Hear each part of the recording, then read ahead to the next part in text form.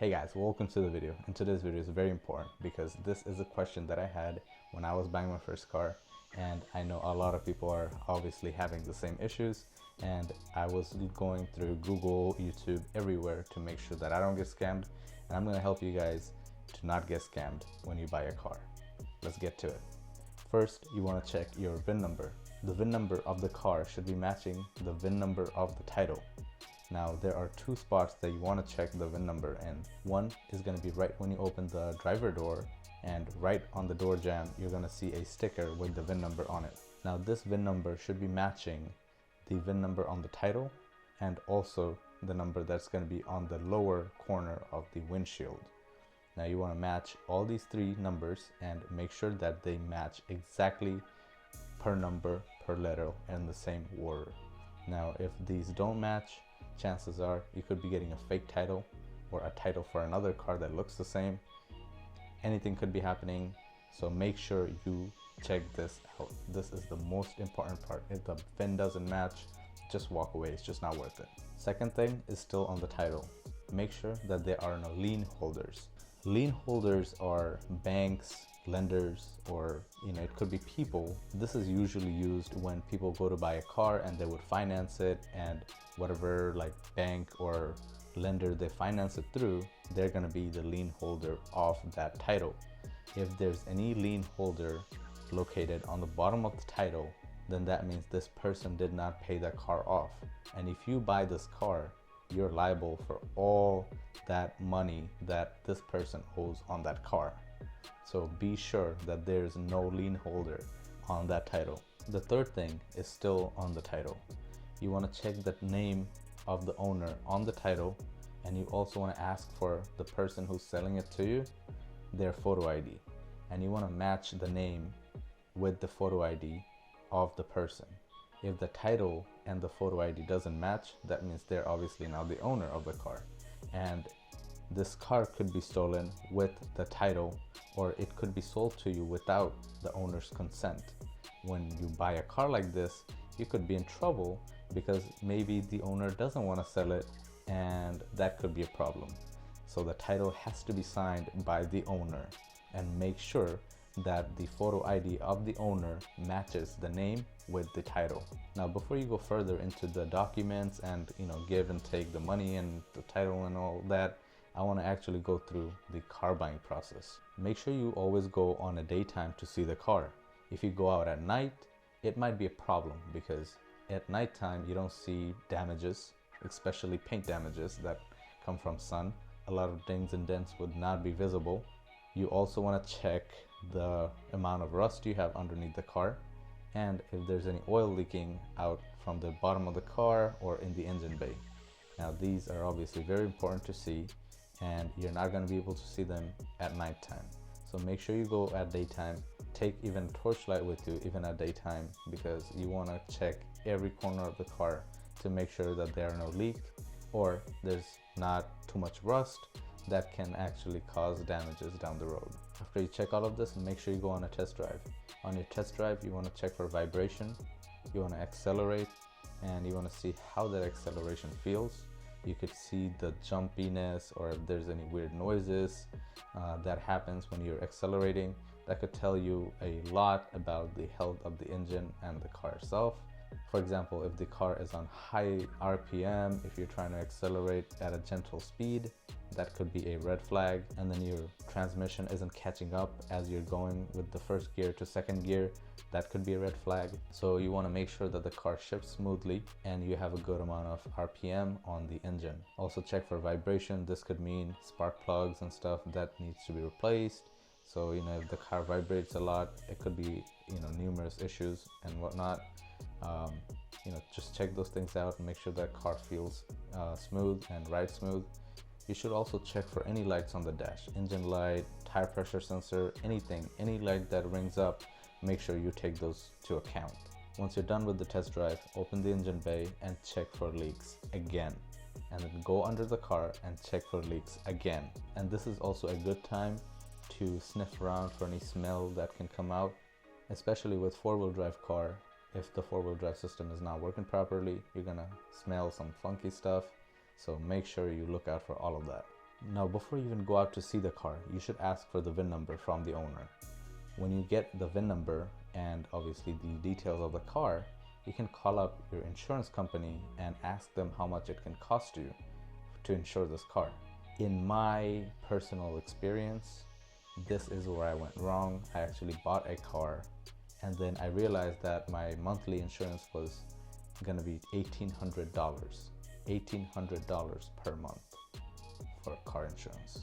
Obviously, this is something I couldn't afford when I was 16, going to high school.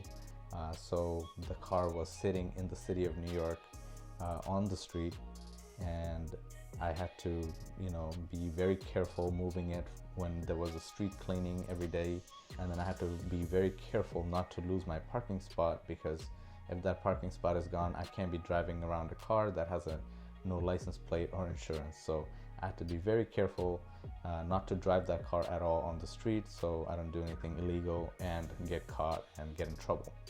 So make sure you can afford the insurance before you even buy that car. So it's a really good idea to call up insurance companies and make sure that you, one, get approved, and two, see how much it is so you can afford it, and three, if the insurance is really, really high, you can probably guess that there's something that happened with the car before, maybe an accident or something, which brought the price higher. That is true, obviously, if you have other cars or driven other cars before, had insurance before, or already have existing insurance with other cars and whatnot. So you can definitely make a guess about what actually happened, why that is so high. Maybe you could even talk to the agent that you're talking to over the phone. Just ask them like, hey, do you know if there's anything wrong with this car, if there's anything happened, why is it so high, and stuff like that. Maybe they'll be able to answer. I'm not sure if they are able to pull up the record of the car, but you can definitely ask. Now that brings me to the next point. You can also check the VIN number with Carfax. Now this is a pretty reliable source. If this car got into an accident, sometimes Carfax doesn't have the full record, but if this car got in a big accident, it should definitely be reported there. So that's just a safety thing that I would do if I'm buying a car. Obviously, if it is a car that costs a lot of money, this is something that you should be spending your money on. Now this is something that a lot of old school people doesn't know, but in New York State especially, DMV does require you to have a bill of sale. Now when I was buying my first car, the guy was telling me that, oh, you don't need a bill of sale and whatnot, but I did my research and I actually printed out a bill of sale form, which is why I got lucky. Now over the years, I bought my motorcycle, trailers, and multiple other cars, so I know that you do need a bill of sale if you get a used car from somebody. It is a must, and DMV can be a pain in the butt about it.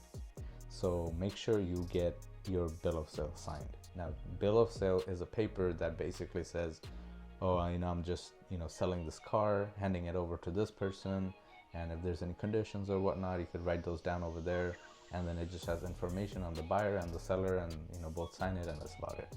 It's literally a form that you can get out of the DMV website, or you can do what I do all the time. Like, for example, my motorcycle, I just had the guy write it on a piece of paper.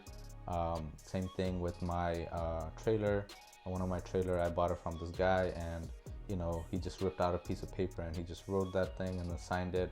That is enough. You can just take that to the DMV and that is a bill of sale. If that person signs it, it's good. So make sure you get a bill of sale signed, and make sure you get the title signed over to you. Now before you give your money in and sign all the paperwork, you should consider taking the car to a mechanic. Don't just pop into a shop and expect them to do it for you. Talk to them beforehand, and also talk to the person that is selling you the car, and if they're okay with it. Sometimes they'll take $20, $30, $40. Sometimes they'll even do it for free. Having a real mechanic look at it is gonna get you a better idea of what the car is like and what kind of shape it is in right now. Now the last thing that you wanna do before you actually take the car is negotiate a better deal. When you go through this entire inspection, I can guarantee you that you will find something that you can talk about to lower the price. Now this can save you some money. Before you hand over the money, just make sure that you have the title signed you also have the bill of sale signed, and you have checked everything on the car. The first thing you need to do after you buy a car is get your insurance. Without your insurance, you cannot register the car. You cannot get plates, you cannot do anything. You have to get insurance first.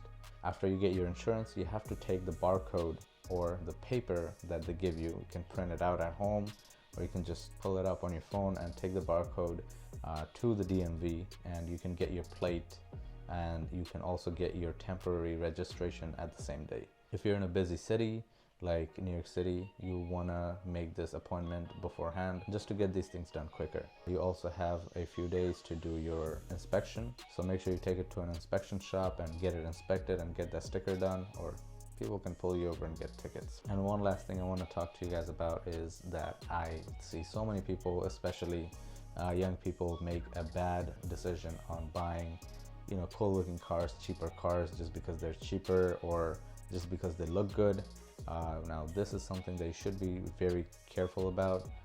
If you're buying a used car, you'd want to buy a reliable car, especially if you live in a climate that is cold. Like I live in Buffalo, and I cannot imagine if I'm in the middle of a snowstorm and my car breaks down. If your car shuts down in the middle of the road, it is a safety hazard no matter where you are. So make sure you try to get a reliable car. Stay away from brands that you see on used car lots a lot, and do an extensive research on the car before you even buy it. I hope this helps. If you have any questions, let me know in the comment section below. And if you guys want to add something important to this list that I just did, make sure you guys let me know in the comment so I can actually put it on the description.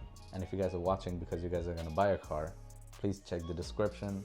If somebody does say something important, I'll put it down in the description, so make sure you don't miss that. Another suggestion I'm going to give you guys is going to this YouTuber named Chris Fix.